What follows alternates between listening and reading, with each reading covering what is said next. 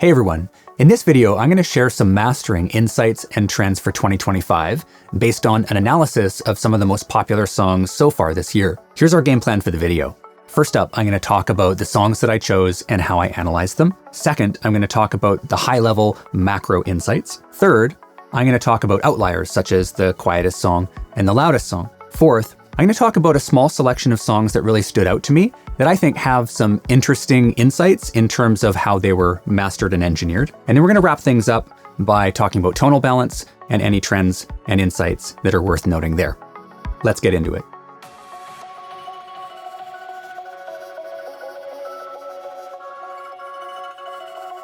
To select the songs that I wanted to analyze, I used the Billboard Hot 100 list from February the 15th, 2025, and I chose the 50 most popular songs from that list. I wanted to analyze local copies, so I used the Apple iTunes store to be able to buy and download those, which means they are compressed audio files in the M4A container. That's okay with me because the slightly compressed audio files that are a bit lossy are going to simulate a bit more what an end listener might be hearing through sites like Spotify. I took these local copies and I put them into iZotope RX11 and Tonal Balance 2. And so I used the waveform statistics in RX11 to be able to look at things like loudness and peak level and loudness range.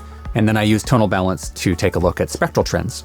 The data all got dumped into a spreadsheet, and in that spreadsheet, when I wanted to analyze a group of tracks to see where the general trends were for, say, loudness, instead of using a simple average, which has the tendency to be skewed a bit by extreme outliers, I used the median, which chooses the middle number in the data set and isn't as sensitive to extreme outliers. So I found that to be a little bit more meaningful.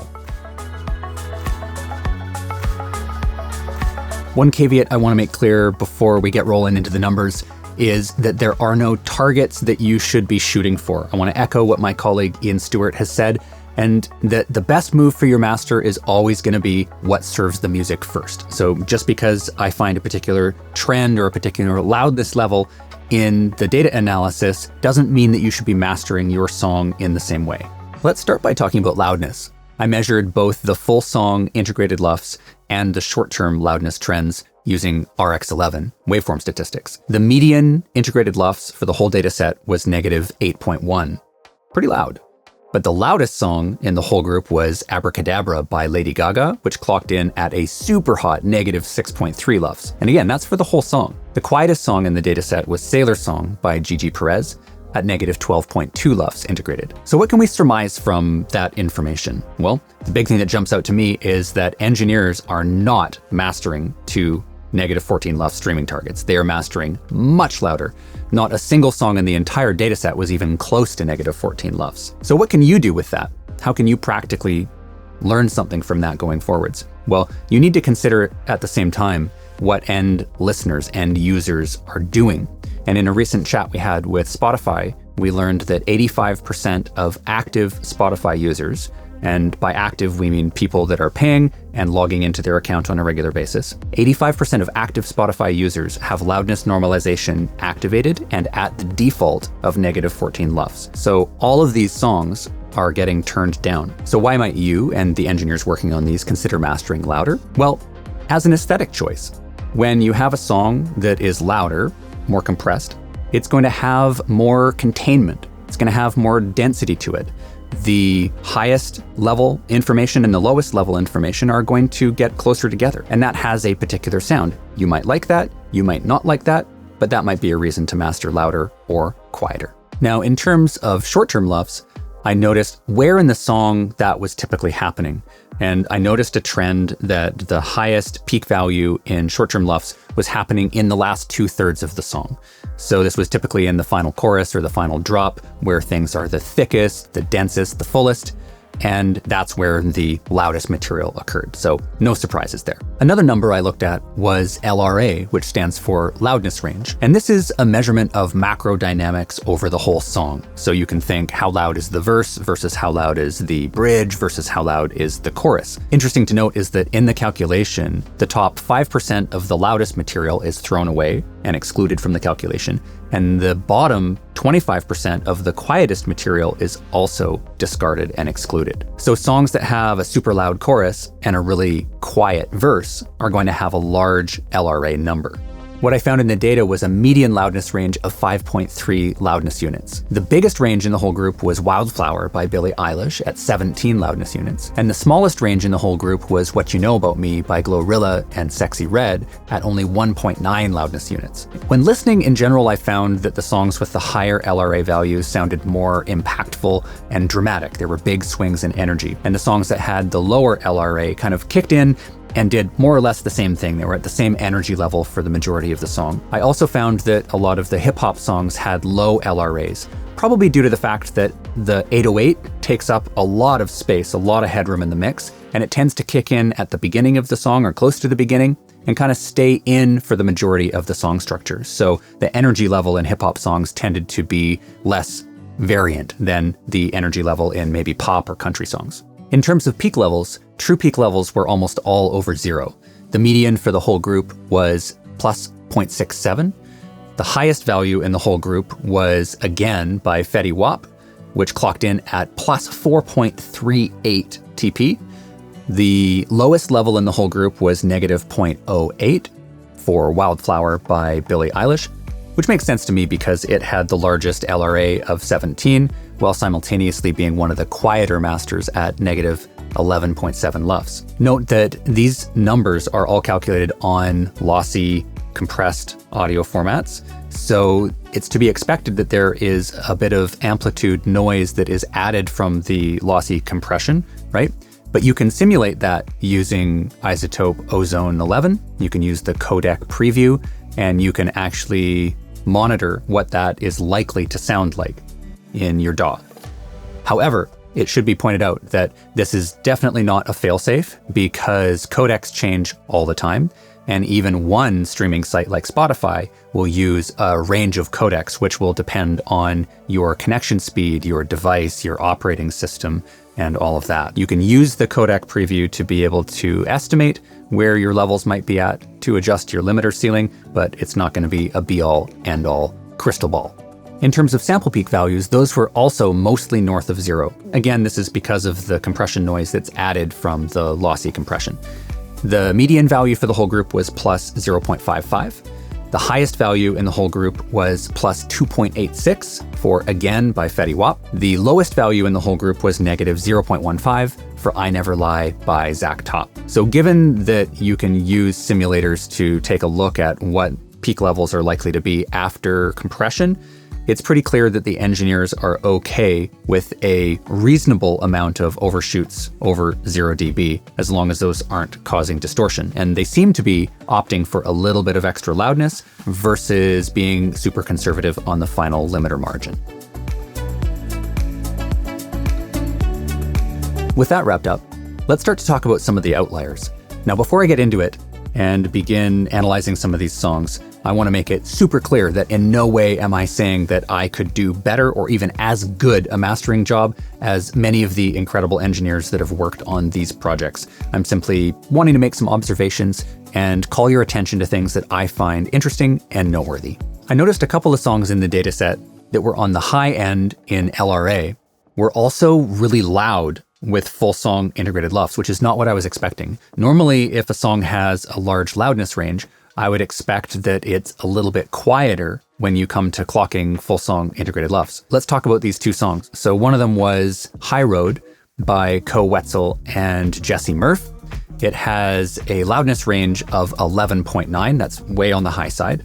And it, at the same time, has an integrated LUFS calculation of -7, which is almost one of the loudest songs. Even more extreme is Beautiful Things by Benson Boone, which has a loudness range of 11, a full song integrated LUFS of -6.9. Okay, now what I noticed about these is that they're achieving the large LRA numbers by pushing the loudest parts into extreme levels of loudness versus having the quieter parts be quieter, which is what I would have expected. So in the High Road, if you take a look at just the last chorus, it clocks in at -4.8 LUFS integrated. And in the Benson Boone song, Beautiful Things, in the final chorus, it's -3.9 LUFS integrated.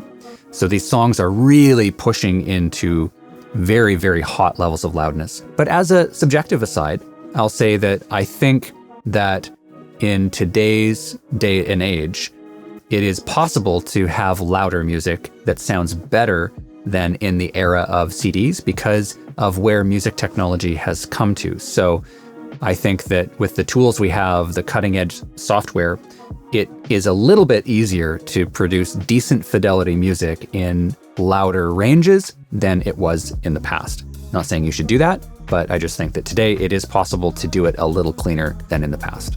The next outlier is again by Fetty Wap, which I wanted to circle back to because of its extreme sample peak and true peak levels, plus 4.38 true peak, okay? Looking at the audio file in RX is actually really fascinating, and you can see that it appears that there is a limiter ceiling where most of the peak levels go to. You can even see this if you load up the D clip and you look at the histogram in the D clip. You can see that the majority of the peaks in this song are at negative 1.7. However, you can see these little tiny micro overs that exceed that average peak level by a lot. And it's quite fascinating and rather a head scratcher for me why an engineer would allow that, because normally what you'd see is a clear limiter ceiling that would be taking those down, and that limiter ceiling would be in line with where the other peaks were sitting in the song. Now, as a result of the excessive overs in this song, it is also quite distorted. Now, the sound design and the mixing in the song also have a lot of saturation in them, and to a degree that has a masking effect, but most certainly there is noticeable distortion that has not been controlled in the song. So why might this happen? I'm going to venture a guess here, and I'm going to say that in the realm of hip hop, it is quite common for a producer to create a mastered instrumental, send it off to an artist. That artist would record a vocal, and it looks like in this case that the vocal wasn't necessarily integrated into the original mix session and run through that limiter. It looks to me like perhaps the vocal was laid over top of the mastered instrumental, and then the peaks that occurred from summing the vocal with the instrumental then were not run through a limiter with the same ceiling, and the excessive overs were allowed to happen. I'm just venturing a guess here. I don't know if that happened for sure, but I think in the realm of hip hop, it's likely. And this one, to me, that kind of explains why that might be the case. Moving right along, let's get into some songs that I thought had some really interesting things going on in them from an engineering perspective. The first one is Too Sweet by Hozier. And if you look at the audio file in RX, you can see that there is a clear limiter ceiling happening and the peak level is below zero. And then all of a sudden in the chorus, everything jumps up. And not only is the whole song more dense and loud as you'd expect in a chorus, but you can also see a distinct bump up by 0.5 to 1 dB in the peak level. And this is a really neat technique that I want to talk about because you might want to use this in your music for dramatic effect. So if you want the chorus of your song or the drop to be bigger and more energetic, one of the classic tricks is you will automate up into your final limiter. Now there's another approach, which is you automate gain up after the limiter. And I want to compare and contrast those two things for you. So one way you could achieve this is using Ozone, and you have the maximizer. And before the maximizer, going into your chorus, you would do a gain stage and just automate that up. So it kind of compresses and limits everything more into your mastering chain. Now that's going to create an increase in energy level, but it's also going to create more compression, and it will have a different sound than if you automate the gain up post-limiting. So the other school of thought, and this is what's happened in the Hozier track, is that there's a gain stage that has happened post-limiting that has taken the entire output of the mastering chain and just bumped it up. So they've left headroom to be able to do that. The verses are quieter, and as soon as the chorus hits, it just bumps the whole thing up. So it's not necessarily compressing or limiting it more. The whole thing just jumps up in terms of amplitude, which is going to typically have a larger, more noticeable impact, a big bump up in energy. So you could use either of those techniques, and I just wanted to point that out because you can see it in the audio file. The next song I want to talk about is Sports Car by Tate McRae, which has this long gap of complete silence at the end of the song. It's 2.1 seconds, which kind of feels like an eternity when you're listening to music that's normally back to back. So it's typical when a song ends to slowly fade out the end of the song because there's oftentimes decaying parts of the music or reverb tails. Not this song though. It just ends hard, and then there's 2.1 seconds of near digital silence, which has a very dramatic effect. So I looked into the song a little bit further, and one of the reasons why that might be is because it's part of an album. And so maybe creatively they intended for that song to kind of be like a big ending and then a reset before the next song jumps in. And a lot of times the song's being played in a playlist where it's against other songs, and it still has a very dramatic effect. So it could be because of intended album play, or maybe they just wanted to end the song with a bang and have the gap of silence be really noticeable. But creatively, I think it's a neat effect that could be used on your end. Let's wrap things up by talking about tonal balance and the spectral distribution of some of the songs in the test group. One of the neatest things I like, one of the most powerful features I think of the Tonal Balance 2 plugin is that you can have it analyze a folder of songs and then create a custom target based on the songs in that folder. So I divided the test group and pulled out some songs that I felt would be interesting to take a look at. I took a lot of the hip hop and kind of bigger bass songs, put them in a folder and analyzed that. And then I took a lot of the loudest songs, which were some of the pop songs and some of the country songs, and I analyzed those separately. So let's take a look at those two custom curves that were created. When I started digging a little bit deeper, I noticed that some of the songs that had the biggest bass were substantially less loud than the median. So the median loudness was negative 8.1 LUFS, and songs like Cry For Me by The Weeknd was negative 9 LUFS. Another example is Not Like Us by Kendrick Lamar, which is negative 9.1 LUFS. So what can we glean from that? I think that it's pretty clear that songs that have bigger, louder bass are going to need to be mastered a little bit less loud, right?